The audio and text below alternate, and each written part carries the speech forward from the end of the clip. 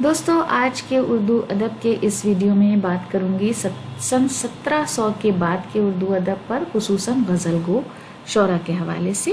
جن شعراء نے اردو غزل کو غزل بنایا ان میں درد، سودا اور میر سب سے زیادہ اہمیت کے حامل ہیں۔ سوز بھی اس دور کے مشہور شاعر ہیں۔ سب سے پہلے خواجہ میر درد، جن کا زمانہ 1720 سے 1785 تک کا ہے۔ ان کا ایک بہت خوبصورت شعر ہے: جگ میں آ کر ادھر ادھر دیکھا، تو ہی آیا نظر جدھر دیکھا۔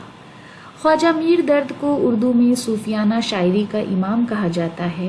ان کا اصل نام سید خواجہ تھا۔ ان کی پیدائش دلی میں ہوئی۔ ان کے والد خواجہ میر ناصر اندلیب ایک مشہور صوفی شاعر تھے۔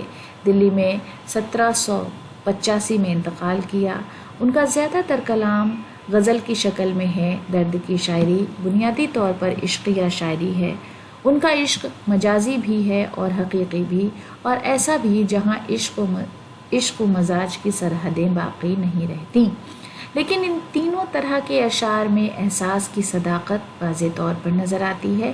اسی لیے ان کے کلام میں تاثیر ہے جو صنائی کے شوقین شعراء کے ہاتھ سے نکل جاتی ہے۔ درد کے کلام میں عشق اور عقل، جبر و اختیار، خلوت اور انجمن، سفر در سفر، بے ثباتی اور بے اعتباری، بقا اور فنا، مکاں و لامکاں، وحدت و کثرت، جز و کل، توکل اور فقر کے مضامین کثرت سے ملتے ہیں۔ مجموعی طور پر درد کی شاعری دل اور روح کو متاثر کرتی ہے۔ جذباتیت اور شاعرانہ استادی کا اظہار ان کا شعر نہیں۔ درد موسیقی میں ماہر تھے۔ ان کے کلام میں بھی موسیقیت ہے۔ درد تبھی شعر کہتے تھے جب شعر خود کو ان کی زبان سے کہلوائے، اسی لیے ان کا دیوان بہت مختصر ہے۔ اس کے بعد اگلا نام ہے مرزا رفیع سودا کا، جو 1713 میں پیدا ہوئے اور 1781 میں ان کا انتقال ہوا۔ جب احمد شاہ ابدالی اور مرہٹوں کے حملوں سے دلی کی حالت خراب ہو گئی تو سودا بھی وہاں سے نکل آئے۔ سب سے پہلے فروخ آباد کے نواب مہرباں خان رند کے یہاں گئے اور وہاں سے اودھ چلے گئے۔ شجاع الدولہ نے بہت خطوط ارسال کیے مگر وہ نہیں گئے، مگر جب آصف الدولہ نے اپنا پایۂ تخت لکھنؤ کو بنایا تو سودا بھی وہیں چلے گئے اور لکھنؤ میں ہی ان کا انتقال ہوا۔ سودا کو اردو کا اہم ترین قصیدہ گو مانا جاتا ہے۔ قصیدے کے علاوہ غزل، مثنوی، رباعی، مرثیہ اور ہجو سبھی طرح کے اصناف شاعری میں انہوں نے لکھا ہے۔ سودا کا ایک فارسی دیوان بھی ملتا ہے۔ قصیدے کے انہیں سب سے زیادہ کامیابی ہجو میں میسر ہوئی ہے۔ ایک میں انہوں نے بہت لاغر گھوڑے کو علامت بنا کر اس عہد کی کمزوری کی مصوری کی ہے۔ اس کے بعد میر تقی میر، جن کا زمانہ 1723 سے 1810 کا ہے۔ لفظ و معنی کے جادوگر، شاعر بے مثال میر تقی میر اردو غزل کا وہ آسیب ہے جو اس کی جکڑ میں آ جاتا ہے، تا زندگی وہ ان کا مطیع رہتا ہے۔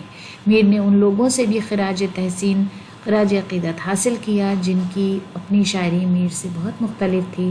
ان کی شاعرانہ عظمت کا اس سے بڑھ کر کیا ثبوت ہوگا کہ زمانے کے مزاجوں میں تبدیلیوں کے باوجود ان کی شاعری کی عظمت کا سکہ ہر عہد میں جمع رہا۔ اسی وجہ سے ان کو خدائے سخن کہا جاتا ہے۔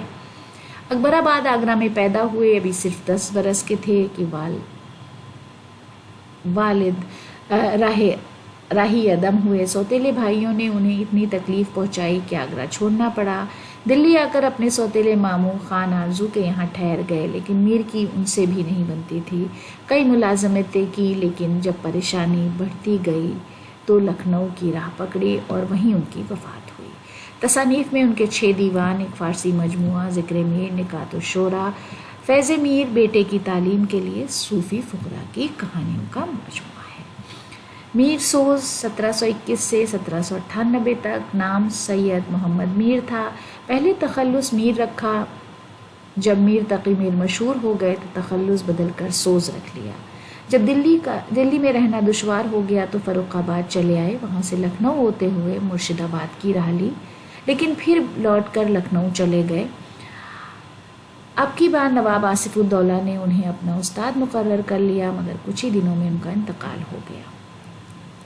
اردو شاعری کا یہ دور صرف اس لیے اہم نہیں کہ اس نے درد، سودا اور میر کو پیدا کیا، بلکہ اس دور میں اردو ادب کی جڑیں پوری طرح زندگی میں پھیلیں اور عظیم شعراء نے مٹتی ہوئی شناخت کی تصویر کشی کر کے تاریخی اہمیت کا کام انجام دیا۔ اب آتے ہیں دوستو سوال جواب کے حصے پر۔ سوال ہے، اردو کا صوفیانہ شاعری کا امام کسے کہا جاتا ہے؟ اردو میں صوفیانہ شاعری کا امام کسے کہا جاتا ہے؟ سب سے اہم قصیدہ گو شاعر کا نام بتائیے، میر کا لقب کیا ہے، اور میر سوز کا پرانا تخلص کیا تھا؟ تو دوستو آج کے اردو ادب کے ویڈیو کے لیے یہ ہماری چھوٹی سی پیشکش تھی۔ امید ہے کہ ویڈیو آپ کو پسند آیا ہوگا۔ ویڈیو دیکھنے کے لیے بہت بہت شکریہ۔